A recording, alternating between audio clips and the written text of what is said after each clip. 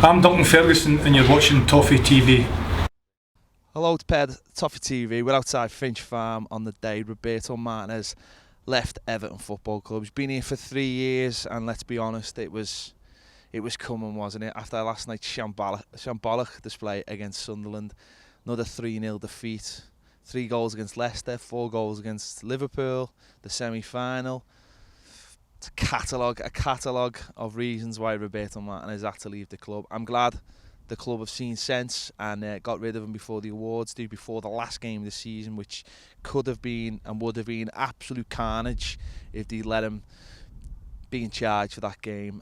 I've said before, I'm so glad he's not, because it gives a chance for players who've been at the club for a while to bow out gracefully rather than being part of a big, whatever it was going to be.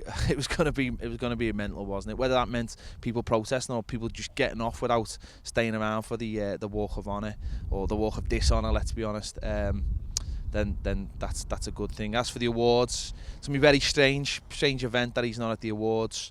I don't even think what's the point of even having the awards? What have you got to celebrate? But they're having them. It's gonna be very, very strange, him not being there. They're gonna have to make a statement before it happens. It's gonna be very, very strange.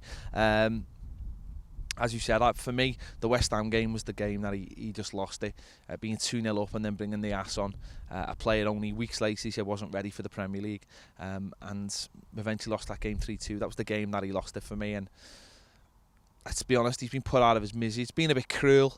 Been very cruel, actually, being dragged through it. And he's gone. Which it fills me with a little bit of sadness, because he's failed. I didn't want to see him fail, because he was a sound fella, and got to interview him a few times, but that's it. That's football. We move on. Next is who will we appoint? Obviously, Frank de Boer is the early favourite, considering he's just left Ajax and even has mentioned wanting to come to Everton Football Club. So he's the early favourite. It all makes sense. All the ducks are in a row. But there's other names out there. Mark Hughes is being touted. Nah, not for me, thanks. The likes of Eddie Howe. Nah, they've still got so much to prove. I want a winner. I want a top manager, someone who's been a top player. I suppose Frank de Boer fits the bill, ticks the boxes. It'd be an easy one to get him in. We'll wait and see on that. I still want Jose. I still want Mourinho. I'm still holding out for it. Until he signs somewhere else, go and try and get him, Everton. If you can't get him, you can't get him. Try. Puff out your chest and try and go and get him.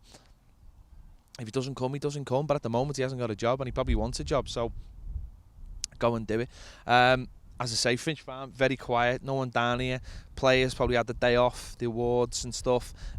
Believe the manager wasn't even here today, so he probably got a phone call late last night or early this morning telling him not to bother coming to training today. That probably made things a little bit easier.